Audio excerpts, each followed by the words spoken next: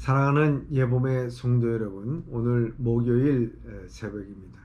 오늘도 성도님들의 가정과 생업에 하나님의 은혜와 평강이 넘쳐나기를 주님의 이름으로 축원합니다.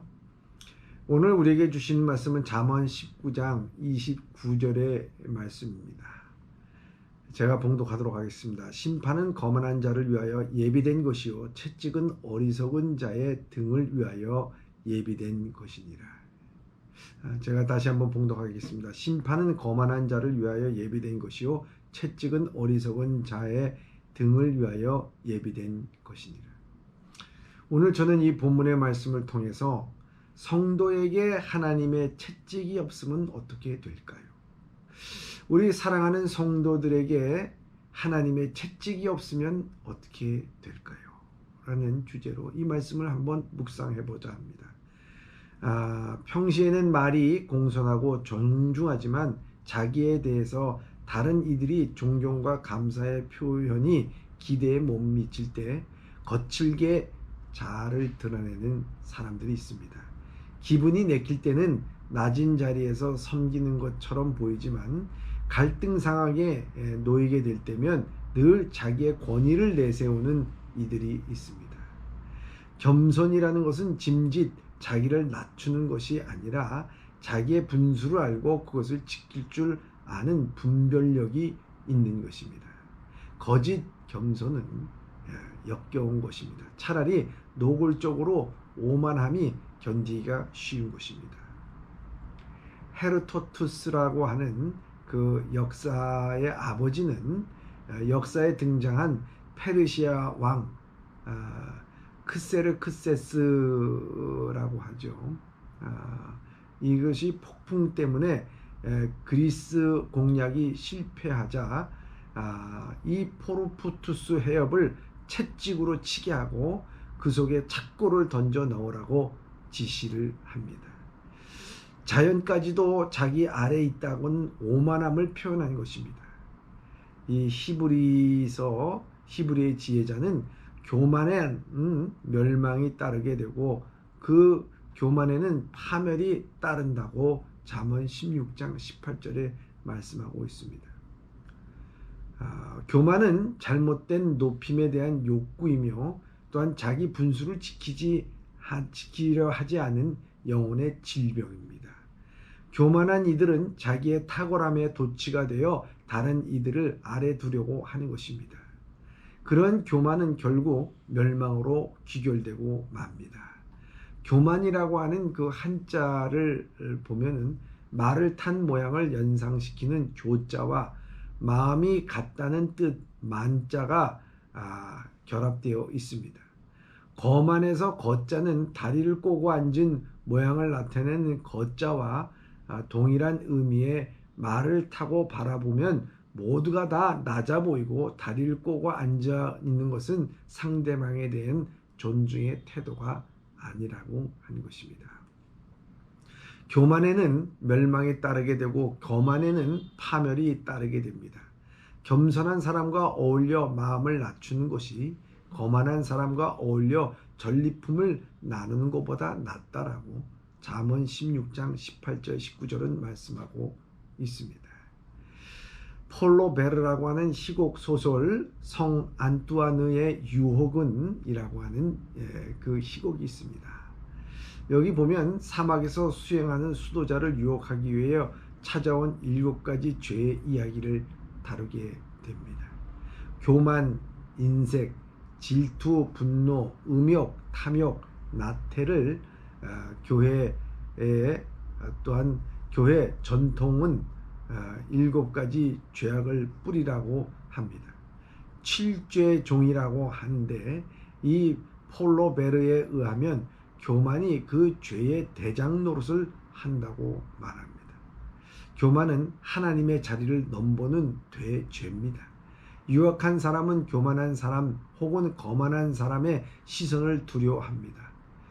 그래서 그들은 마음에 들기 위하여 노력하고 눈밖에 나는 순간 감당해야 될 불이익이 싫어하기 때문입니다.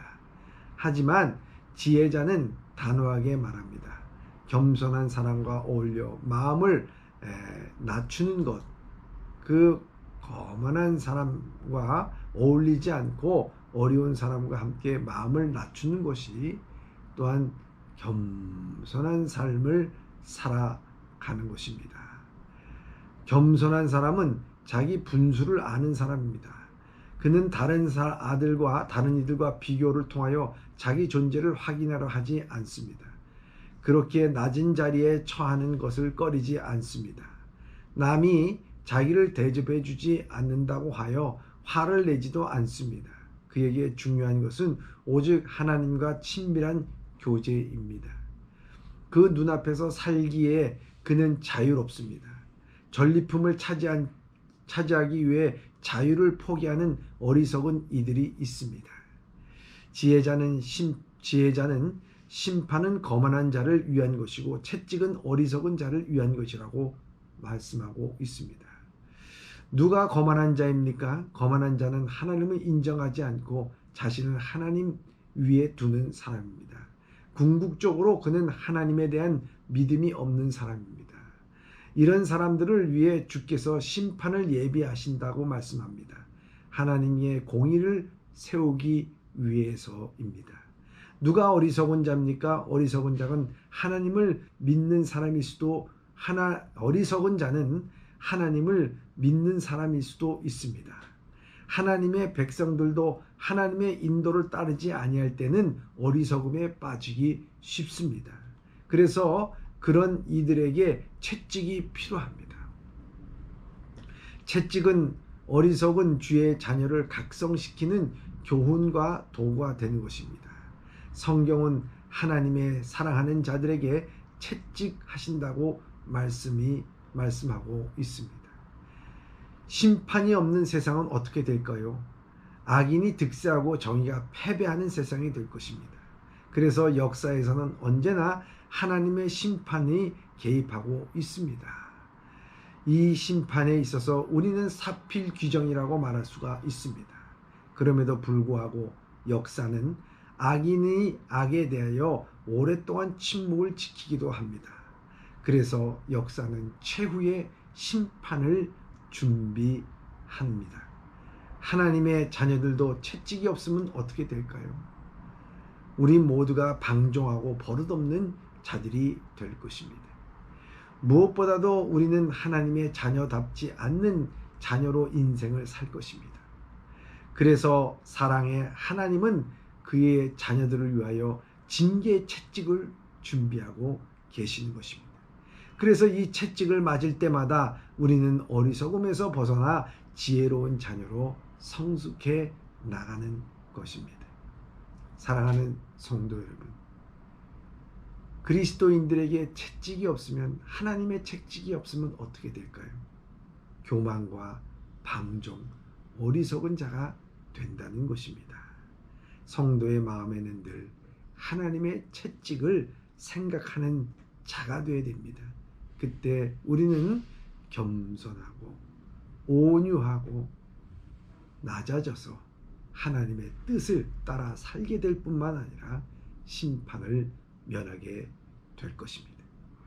오늘도 우리는 하나님의 채찍을 생각하면서 살아갈 수 있는 여러분들 되시길 주님의 이름으로 축원합니다. 기도하겠습니다. 사랑의 하나님 아버지, 우리는 자칫 잘못하면 어느 순간인가 하나님의 자리에 있으려고 하는 우리의 모습을 보게 됩니다.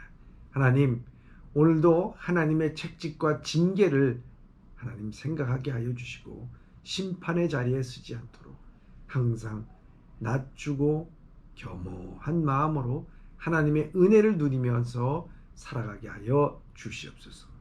예수님의 이름으로 기도드립니다.